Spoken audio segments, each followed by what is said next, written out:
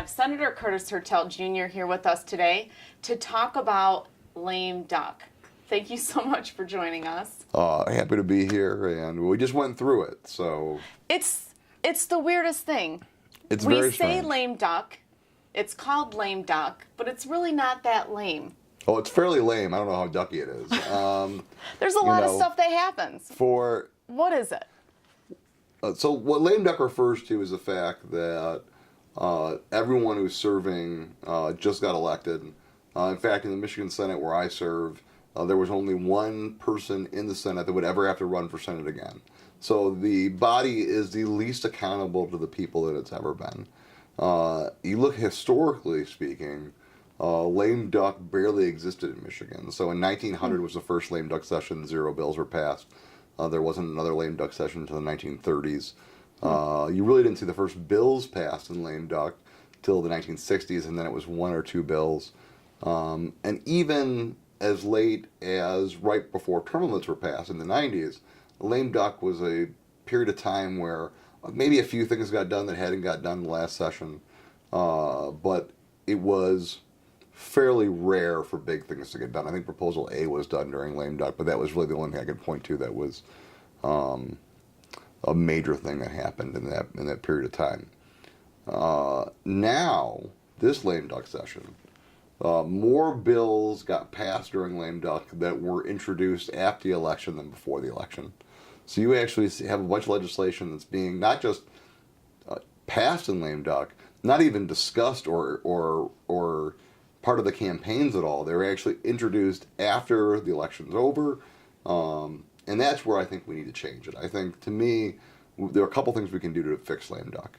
The biggest one being to require a supermajority during the lame duck session, so we make sure that there are things that aren't being done by one political party, that it's actually a balanced approach as getting things done during lame duck, because no one's accountable to anybody. So one party loses control and they can all of a sudden do everything they want. It shouldn't be that way. The other thing that I think we can do is limit the amount of bills and require them to be introduced before, so that the public can have some input before that last month-long session. We're making decisions. That last night in lame duck, we were in session for almost 24 hours. We were in session for 22 hours straight. We didn't get released until 8:30 the next morning. So went in at 10, 8:30 the next morning. You can't tell me that policymakers at 4, 5, 6 a.m. are really making the best decisions for their constituents. Everyone's tired. Yeah. To me, that's the wrong way to be doing the business for the Michigan's people. And the window is short that you're looking at these Very bills. short. Oh, yeah. I mean, Extremely. In the Senate, we had bills that came up that never went through committee, and we have 60 seconds on the floor to vote on them. And so, we have good staff, and we try our best to know what's coming up, but when you don't have an agenda, you're making fairly last-minute decisions. Now, I have a rule. If I don't understand something, if something's not been explained very well by the other side, I'll vote no, because there's less consequences of voting no for the Michigan people than voting yes. But we shouldn't have to live like that. There should be a slower process, and there's a proper way to legislate, and it's usually not at 4 o'clock in the morning on just, the 2 days before Christmas. And that's really why I think things need to be changed. So this lame duck session, that really wasn't lame duck session, how many things did you see come across? Oh, hundreds of bills going to the governor's desk. Hundreds of bills. I would say that this lame duck came in like a lion, went out like a lamb. Okay. So there were a lot of really terrible bills that were introduced. A lot of those got stopped somewhere in the process. Some of them were even vetoed by the governor. Some of the attempts to take away powers from the executive office, take away powers from the Attorney General's office, take away powers from the Secretary of State, those were stopped. We were able to stop a bill that was trying to limit a woman's right to choose. The governor vetoed that. So we were able to actually stop a lot of pieces of legislation from happening. But at the same time, some things like Michigan citizens' right to referendum was limited during lame duck. The governor signed a bill that would require that instead of anybody being able to petition, it would have to be a certain amount of petitioners from each individual congressional district. It's confusing the way it's written. It's going to make petitions and people petitioning their government much more complicated. Now, I think it's unconstitutional. I'm going to ask the new Attorney General to have an opinion on that through my office. Every legislator has a right to ask the Attorney General for that, and I'm going to ask for an opinion on that subject because I think it's unconstitutional. But if we're limiting the people's right to actually petition their government, should that be done at a time when the people that are making that decision are not accountable back to the people? And that's what happened. The senators and reps that made that decision to limit the people's power were never going to have to run for office again. And that's wrong. Those people should not be the one making the decision to limit the power of Michigan's people and make it harder for them to petition their government. If you look at the Michigan Constitution, one of the first lines of the Michigan Constitution says that all power in Michigan is inherent to the people. And to me, that should be sacrosanct. And that the legislature should not be able to limit the powers of the people moving forward. Well, let me ask you about that. I want to keep going here for a second, and kind of beyond the whole lame duck thing, but limiting the power of the people and people paying attention to what's happening. How do we get them to, we have HOMTV government access channel, we're trying to reach out to the people about what's happening. We broadcast the board meetings. I see your YouTube videos, the presentations that you're making and what's happening. How do we get people to pay attention to what's happening across I think that's a big struggle right now, Yeah. and I think that's part of the problem. I'm glad that we have home TV in this area, but if you look at Michigan in general, and the nation in general, we have lots of 24-hour news covering Washington, but the coverage of state and local politics has really dwindled. When I first came to this town, and I'm 41 tomorrow. Happy birthday, by the way. Thank you very much. I was 22 when I got elected to the county commission. The Lansing State Journal had, 4 or 5 reporters down at the state capitol. They had double And the what they have newspaper now. was thick. Oh, absolutely. And It's almost as thin as paper now. The best political coverage in the state was Lansing Yeah. State Journal. But the Free Press and the News and all had multiple people down there. There was actually, we had the press areas for the House and the Senate were full. That really doesn't exist any longer. So, Is it not full because they're watching on YouTube or they're watching no, online? I think it's not full because papers don't make money off of that anymore. So, media has become just like everything else, a money-making industry, and it's puppies and murders, Yes. the opposite ends, right? Yeah. Are what get coverage, and I think that local government coverage and state government coverage has suffered. So unless it's the big story, a lot of things don't get necessarily covered that well. And so I think that people have to go to other places to get their news, and they get it through Facebook and through YouTube videos and all those things, and we try as best we can through online newsletters and all those things to keep my constituents in the know. But the problem is that all that kind of news is slanted, right? I mean, like, you're getting my version of it, and there will be people who like me. And, obviously, I just like your page so I can see what's happening. It doesn't mean that I actually like you. Sure, It's but just but most people that go to our pages like us or hate us already, right? Yeah. The people that go to a politician's Facebook page are on that page because they either like that person or they hate that person.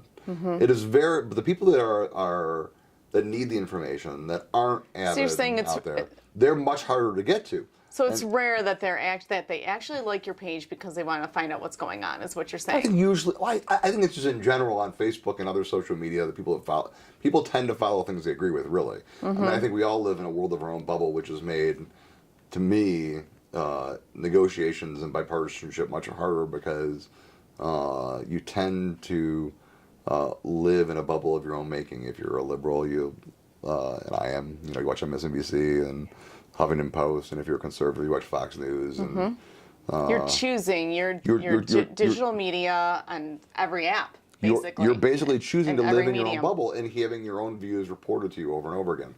The problem with that is that it makes the other side evil. right? I mean, it makes the other side, because all you're hearing is they're bad, they're bad, they're bad, they're bad. And I think that the Republicans are wrong, and I think there are certainly people on both sides that are evil. But in general, I think most people go into public service, most people who serve in the State House and the State Senate, are just people who have a different point of view and want to get things done. And if you look at it that way, you can negotiate with them and get big things done. I think the problem is that our current media encourages the war more than it encourages the actual compromise and solutions, and I think it needs to change. What do you think has been missed that hasn't been covered that you think people should know about? Well, I mean, we passed a huge supplemental in lame duck that I think probably most people don't know the details of. I mean, there are some really important things in, I'm proud of some. Tell me the time, before you continue, tell me the time period of lame duck. Oh, it was passed in the last day. When does lame duck around start? Midnight. Lame duck starts right after Thanksgiving. Right after Thanksgiving. And when does it end? And this time, it can end any time, but it ended 2 days before Christmas. So you're talking major holiday time. Oh, yeah. People are planning. This was literally... People are planning vacations. People are planning hundreds of millions shopping. of dollars of taxpayer money was spent in the last 4 hours of lame duck 2 days before Christmas. Do you not think it's super lame that this all happens around a time period of the year when people are thinking about family, shopping, gathering, vacation, Sure. end of school year, what to do? I mean, I don't know what else it could possibly happen, but my point is that it shouldn't happen. Major things should be done in the light of day with more actual serious thought. I mean, the supplemental had some good things in it, especially for Lansing. I mean, we got $100,000 for the Science Center. We're building the Heritage Center at the Capitol, which I think will be great for bringing more groups that'll stay longer into the Capital region, which is good. We were able to get some funding for sexual health education, which is something that I've been working on for a very long time in the supplemental. I'm not saying there aren't good things in the supplemental. I voted for the supplemental. My point is, though, is that a bill like that should see the light of day a long time before we get to that process. The supplemental was actually introduced as a substitute into a separate bill that same day it was passed. So you had a bill that had been used for something else. Yes. And all of a sudden, it's spending millions, hundreds of millions of dollars of the people's money, and there really isn't an opportunity for input. And that's not the way that government should function. Doesn't that happen a lot, though? Well, it happens in lame duck a lot. I mean, it's hard for it to happen the rest of the year. And if it happens the rest of the year, the people are accountable, when they go back to the voters for election. The problem you have in the Senate and in the House is that most people just finished their last term or were just elected to their last term. A majority of the House and the Senate fit one of those two categories. A majority of people in both the House and the Senate and the governor will never run for House, Senate, or the governor again. The people have no way to hold them accountable. And that's really not how our democracy was intended. And if you look again at the first 50 years of Michigan, which is right when Michigan was founded, you didn't really see a whole lot of lame duck sessions. And our last constitutional change was in the 1960s, and again, you didn't see lame ducks like this. This was not what the intention of the original founders of Michigan or the writers of the 1960 Constitution envisioned in lame duck session. This was not the process that they saw happening.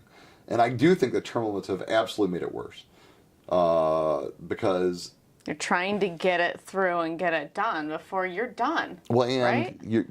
It's made for less accountable legislators because they can't run again. And they feel this sense of ownership. My power's going away. I'm not going to be able to run again. So I have to be the one to solve this problem.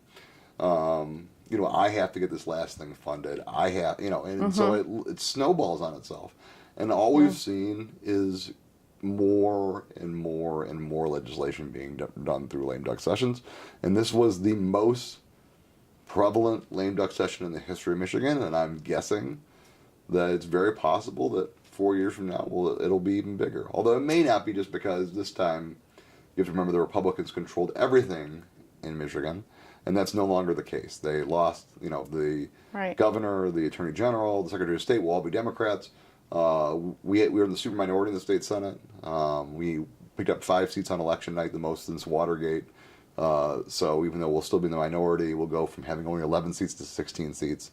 So any 3 Republicans change their vote, and we have a majority. So on any one issue, you just got to convince 3 people before you had to convince 8. That's a huge difference when you're looking at negotiating.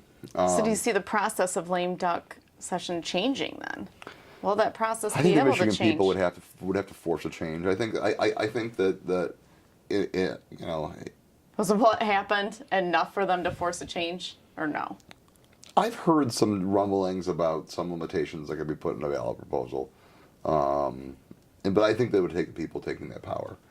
I mean, I wish the people would take the power and undo term limits. I mean, I think that the term limits have proven to be bad for Michigan. They've proven that there are short-sighted answers. I think there's a lot of, if we wanted to really make some electoral changes, I think there are good things we could do. Make the legislature actually function under FOIA. The legislature has never done that before. I had more accountability in terms of Freedom of Information Act when I was a county commissioner than I do now in the Michigan legislature. That doesn't make any sense. My emails, my schedule, all those things should be FOIAble, and they're not under Michigan law. Under Michigan law, the legislature excludes themselves and the executive office from FOIA. Do you think people at home would be surprised to hear that? Or do you think people know that? I don't think they do. They should. I mean, we had a group of bills last year that passed the House bipartisanly, was held up in the Senate, called sunshine laws that would require some. I think they didn't go far enough. They required some FOIA. Certainly, a lot more FOIA on the executive office than the legislative office. We should both have to live by it. But the people should have that right. The people should have the right to know what their elected officials are saying. There'd have to be obvious limitations. For example, if you emailed me with a personal constituent question, I don't think anybody should have access to that. I mean, that's your personal issue that we're trying to help you with. But if we're talking about policy matters that affect you, if we're actually negotiating with somebody over email, you should have a right to that. Those decisions should be made in the light of day, just like they would be on the Meridian Township Board or on the Ingham County Commission. I don't know how they would decipher what type of emails they are. We do now. You have a FOIA coordinator, right? I mean, yeah, somebody does that here. Yeah, you have a FOIA coordinator. Somebody does that here. But Somebody looks through all of that. Yeah, you have a FOIA coordinator, and is it personal? Does it include someone's information there? I mean, government does it now. Every other level of government has to function underneath it. Why should the legislature? And I think it's pretty hypocritical for the legislature to pass laws that say everybody else has to do business in the light of day, but not us. Yeah. So for me, I hope that we'll make that change. But if we won't, that's another legislative reform that I think the people should take upon themselves. What are you looking forward to in 2019? I'm looking forward to a more balanced answer to questions. I mean, give us an example. Well, for 4 years, I've sat and been run over, and we've gotten things done, and we've been able to make positive change, and I've had amendments passed on bills, but on major issues. Detroit Public Schools, the takeover, the roads funding. There's been a one-sided answer to all those problems, and I think what Michigan voters said in this last election is that they're not looking for a one-sided answer. They want us to work together. They don't necessarily agree with Democrats on everything, but they certainly don't agree with Republicans on everything either. And what they want us to do is work together to come up with solutions that are best for people. I always say that most people aren't Republicans or Democrats. They're just people. They want their roads fixed, and they want their kids' school to function, and want to be able to send their kid to college. And they want to pay as little taxes as possible for all those things to happen. And that may not be realistic, but it is what I think most people want. And we need to work together to find that balance. In this legislature, there were lots of times we had discussions about that. Like roads, I think were the biggest one, where there was a proposal that was working its way through the Senate that was bipartisanly being worked on. that would have made heavy trucks pay their fair share of the damage to the roads. We have the heaviest truck weights in the United States and Michigan. It would have at least made them pay their fair share of the damage. And unfortunately, we had some in the House on the Republican side that said, nope, we're only going to put taxes on people. We'll raise the gas tax, we'll raise registration fees, but we're not going to do anything on corporations specifically. And so what it basically meant is we passed half a road plan where everyone's paying more, but the roads still aren't fixed. And that should be a real frustration for people. I mean, the fact that I think most people, if you told them, listen, we're going to raise gas taxes, but you're going to drive on great roads, by X date, I think people would be pretty happy with that. Right now, the ultimate insult is you're paying the increased gas taxes, you're paying the increased registration fees, and you're driving on the same crappy roads. Can I say crappy? The same crappy roads that you were driving on before that. And that's why I think the governor's, fix the damn roads message actually worked, because that's what people are saying. We just want it done. But the people are already paying more. We need, if we're going to get it done, we need to make sure that there are other groups, like the heavy trucks, are paying their fair share of the damage. It makes no sense to. I can't imagine why anybody in a state with the highest, one of the highest freeze and thaw rates. Michigan, we're in that spot where we're going to have, it's going to ice over and then it's going to thaw again and then it's going to ice. Michigan weather, you wait a minute, it's going to change. That is bad for roads. It's bad because the ice gets in the cracks. Something is wrong in Michigan. Because when you get to Ohio, it's not the same. Yeah, because they have the same weather. Yes, they have the same weather, they have the same soil. The problem is that we didn't fund roads for decades. Ohio put money aside, we didn't. I mean, they're not using some different type of material to make sure that their roads are lasting longer. I wish there was some magic answer. It would be great. I think that this is one of the biggest misconceptions of people. I wish there was some magic answer that if we just sprayed some elixir on the roads, if we just use slightly different materials, if we use slightly different people. Here's the thing: if you underfund a problem for decades, it is difficult. It gets more and more difficult to solve, right? It's a Band-Aid. And here's the other thing: we have to pay more than Ohio does now because Ohio invested over time, which means their damage was less, and they invested when labor and materials were cheaper. Unfortunately, we didn't do that for decades. And so Michigan, when they first passed the gas tax, would have been a source of funding for roads moving forward and been great. It was indexed to inflation. It was undone by Governor Engler, the index to inflation. So while everyone else's actual road revenues increased over time, ours didn't. Ours fell every single year. People used less gas. Gas at times got cheaper, it was more expensive, but the biggest, most important part of it was there was no inflationary increase. So now we made all these bad investments for years. We didn't actually invest in fixing the roads. And so the damage is high, and materials and goods and all those things are more expensive. It will cost a lot of money. It will absolutely cost, and it will take time. But the Michigan people shouldn't be the only ones paying. Corporations have to pay their fair share of that. They benefit from our road systems. They get their goods to market. They have the heavy trucks. They should be paying their fair share as well.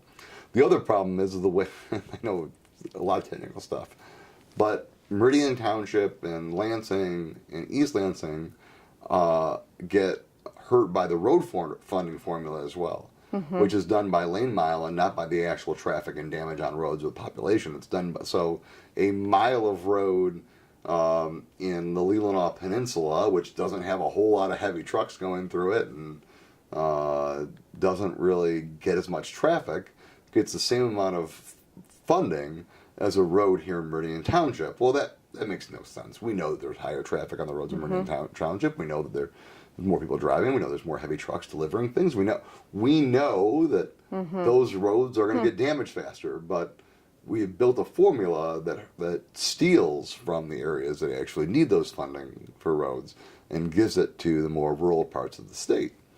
And that's been done because there have been Republicans in the legislature who happen to represent those areas more often. So they want, but I had a Republican member from Macomb County get up on the floor of the Senate and say it's stealing, they're robbing money from their communities, and then we need to change the road formula. He was right. If we're going to actually solve this problem, we also have to make sure that we're fixing the roads that actually need fixing, not repaving another road. And you give local government money, they're going to find a way to spend it. I firmly believe that. But should we be repaving a road in Leelanau, once every 5 years, while we leave roads in Meridian Township that have been much longer than that? The answer is no. And should the people in Meridian Township have to pay an extra money to their own local government just to get reasonably good roads while people in Leelanau don't have to? The answer is no. When do you think, in regards to roads, when do you think people can see any kind of change or positive news about when we make the roads? investments? We passed a bill that literally we knew. I mean, I said on the floor of the Senate that day it would fail. We knew it was going to fail. It did not raise the amount of money we needed, and on top of that, by the time that it got to the number that MDOT was saying they needed in 2016, it would be 2021. So unless in 2021 we build a time machine and send the money back to 2016, it's not going to actually solve the problem, because again, every year we don't invest, the roads get worse, so the cost goes up, and on the other side of that, the goods and materials and labor costs go up on the other side. So it's like this. So every year you don't spend, it just becomes a bigger problem and you need more money. So if you have 2016 money in 2021, it doesn't solve your problem. You have 5 years of inflation that have been built in and 5 years of worse roads. So So what's the timeline then? Well, I think with the new governor, we need to pass a new roads bill. And we need to make sure that corporations pay their fair share. And if they pay their fair share, we can expect, I think, relatively quickly, the answer is getting to a much better road system than we have now. But that's only if we make them pay their fair share. If we under the current system, under the current law that was passed, and the current registration fees and the current gas tax that was passed, the answer is never. So we can either never have good roads, or we're going to have to come up with a solution together. Seems like that's her top, or one of her top It's her top priority. Yeah. And, but we've also had a Senate Majority Leader who has said that he's not going to take up any new taxes no matter what. I don't think that's realistic. If you looked at Michigan's budget, we're one of 10 states that spends more on prisons and higher education. We've had flat funding in the general fund budget for more than a decade now, which means you're actually been making cuts for a decade. Government's running pretty lean and mean. Am I saying there's never any waste? No, but you're not going to solve the cost of the roads problem is not going to be solved by nickel and diming and not solving other problems. You're going to have to actually have a dedicated fund source, and you're going to have to make sure that everybody is paying their fair share. I don't think, personally, we should be raising taxes on people again. I will be very slow to raising taxes on individuals to pay for this, only because, in my opinion, they already had their taxes increased for a problem that's not being solved, and that we need to make sure that our corporate partners are actually making their fair share of the actual the actual paying their fair share of the cost of the roads. So, I mean, I'm willing to look at whatever the governor or anybody else puts up, but I do think that it has to be fair. And Michigan citizens have paid their fair share. They've got the increase. They're paying the increased registration fees. They're paying the increased gas tax. And for them, is it really fair to say to them, hey, we're coming back to you one more time to solve a problem we already said we're going to solve, when heavy trucks are being asked to pay nothing? And to me, if you drive, a Ford Fiesta, or, you're not doing that much damage to the road. But we all know that heavy trucks, especially during freeze and thaw times, they cause more problems. So make them pay their fair share. I don't think it's completely reasonable, and we can disagree with that. Tell us a couple of other things you're looking forward to in 2019. Minimum wage, anything. Well, I mean, something that excites the public. I'm hoping Nothing lame. Nothing lame that happened during lame duck session. I'm hoping we can get affirmative consent done. That's been something I've been working on. We got it partially done. It seems like I started interviewing you on that years ago. 4 years ago is when we started that process, and we're still working on it. But I do feel we got a lot of momentum last session, which was good.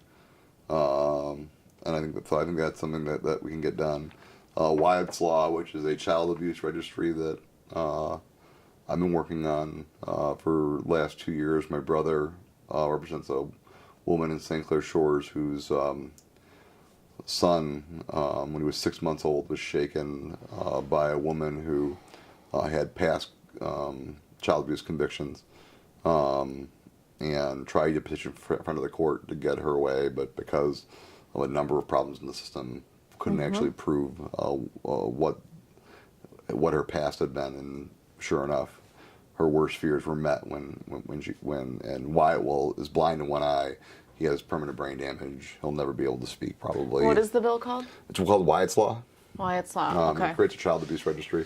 We're one of a few states that we have an animal abuse registry, but no child abuse registry. It's always baffled many people's minds that I've talked to about why we have that. It doesn't make any sense. Yeah. So that's something that we're working on. We got a lot of. We actually passed that in the Senate during lame duck, but we're not able to get it taken up in the House. So that could have been one of the good things we got done in lame duck. But I have a commitment. But you think that'll be? I have a commitment from the majority leader that will be one of the first bills taken up this year. I think that family really touched his heart, and there are just so many cases of child abuse, and I think that parent has a right to know that if their Sunday school teacher or the person who their ex-husband is dating has a history of child abuse, they should know that. That should be easily accessible. It shouldn't be hard to find out. So if you start dating somebody, you could look them up. You could go to this registry. Yep, and find out if they had a history of child abuse. Will it be tied to? I don't even know what the other registry is called. The sex abuse registry. They could be separate. They could be together. Or you have to go look on different things to see. The state police have to figure out exactly how to function that, and we also. They have different rules. So I don't want you don't want somebody who was convicted of one thing being thought of being convicted of something else. So there are reasons. Because that registry is, it's broad. I think it's too broad. You can be on there for. We should. If you urinate in public, you could be on there. That's correct? Yeah, there are. I think that we should fix the sex abuse registry. I don't think we should get rid of it, but I think that there certainly should be a deviation. Somebody who's been convicted under like a Romeo and Juliet kind of situation shouldn't be on the same registry as somebody who committed criminal sexual conduct. Using a weapon. Those are pretty big differences, and we should fix that. But it doesn't mean we shouldn't get rid of it. I think the public has a right to know pieces of public information. Convictions are public information, and you have every right to be able to know it. What is the negative surrounding having a child abuse registration? The ACLU opposes it, so you'd have to ask them. I think that they would feel that rehabilitation, and there shouldn't be consequences past whatever the sentence for the crime was. And to me, when I look at something at child abuse or sexual abuse, I am much more concerned about a possibility of a future victim than what's happening with those that actually were perpetrators. And so for me, I'd rather err on the side of caution, and as a father, I think I have a right to know.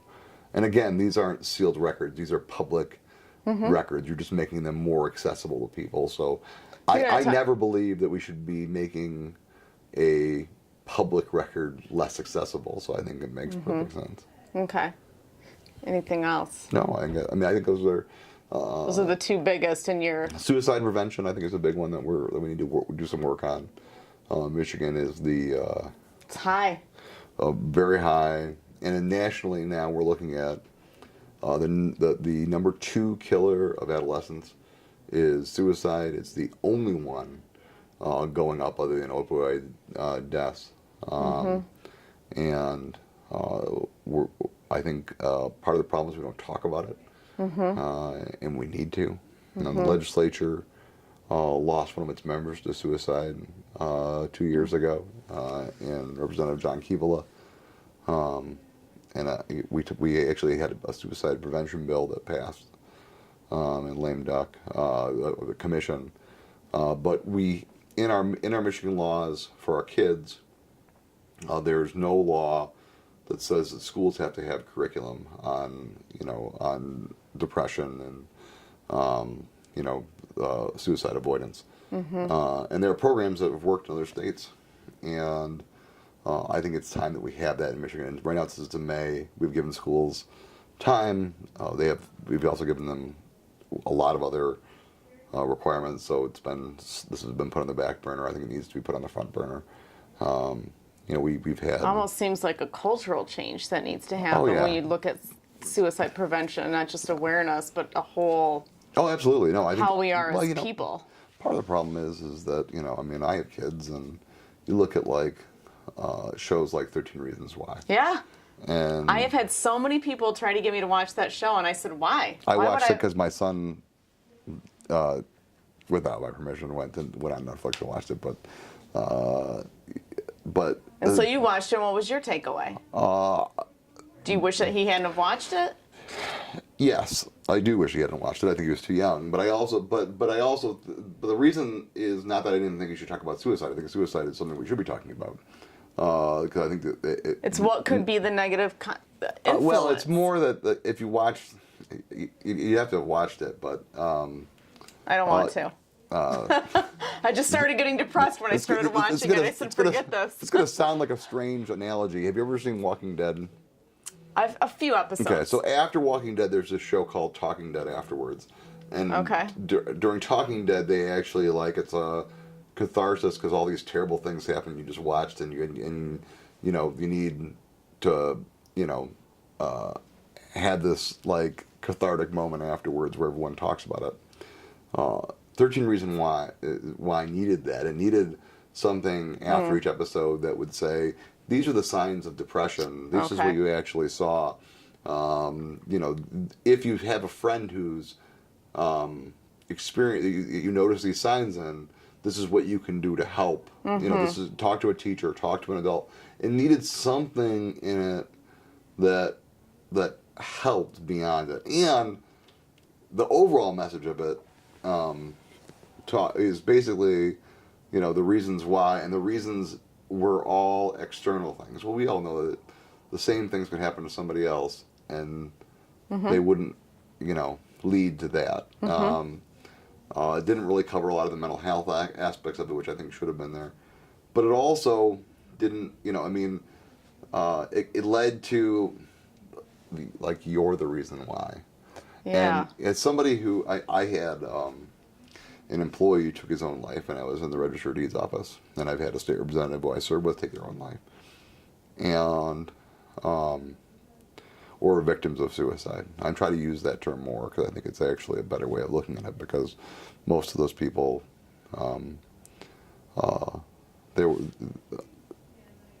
take your own life sounds like a selfish act.